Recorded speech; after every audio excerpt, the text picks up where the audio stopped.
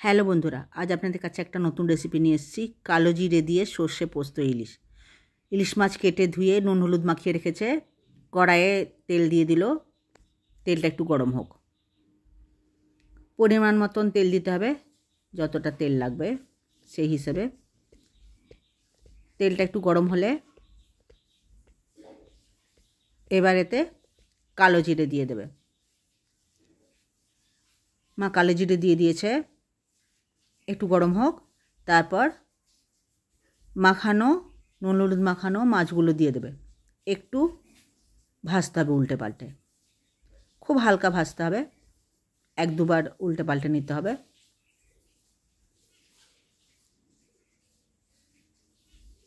এটা পুরোপুরি কাঁচা ইলিশ মাছ দিয়ে না, এটা একটু ভেজে নিলে ভালো হয়। এবার একটা বড় পেঁয়াজের অর্ধেকটা কুচি করে কেটে নেওয়া হয়েছে, ওইটা এতে ছড়িয়ে দেবে। আর পোস্ত আর সর্ষে পরিমাণ মতন বেটে নিয়েছে। আপনারা এই সময় সর্ষে আর পোস্তটার সাথে কিছুটা কাঁচা লঙ্কাও বেটে দিয়ে দেবেন। এটা মা হাতে করে আন্দাজ করে একটু ছেঁকে দিল। পুরো ছাঁকনি দিয়ে ছাঁকা না, একটু একটু যাবে একটু যাবে না পোস্তর সর্ষের চোকলাগুলো। এবারে এটাতে পরিমাণ মতো নুন দিয়ে দিল। নুনটা একটু কম হয়েছে, আর একটু দিতে হবে। এবারে এক চামচের থেকে একটু কমই দিল হলুদ, আর আরেকটু নুন দেবে। এবার এটা একটুকু গুলিয়ে নেবে, নেড়ে চেড়ে নিল।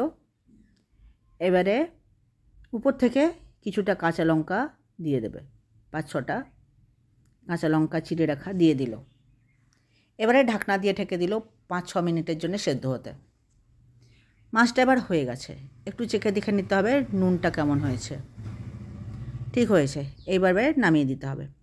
আপনারাও এইভাবে করে খেয়ে দেখবেন, এটা দারুণ লাগে টেস্ট ভাত দিয়ে খেতে। আপনারা এরকম করে খেয়ে আমাকে কমেন্ট করে জানাবেন যে কেমন লাগলো। আপনাদের যদি আমার রেসিপি ভালো লাগে তো লাইক শেয়ার সাবস্ক্রাইব করে দেবেন। আপনি যদি নতুন আমার ভিডিও দেখছেন তাহলে লাইক শেয়ার সাবস্ক্রাইবের সাথে সাথে পাশে টাকা বেলটাও টিপে দেবেন, তাহলে আমি যে কোনো ভিডিও দিলেই আপনার কাছে সহজে পৌঁছে যাবে। মাছটা নামিয়ে দিল, হয়ে গেছে। এইভাবে করে দেখবেন, দারুণ লাগে খেতে। এই দেখুন, ভিডিও দেখার জন্যে আপনাদের অনেক অনেক ধন্যবাদ। মাছটা হয়ে গেছে।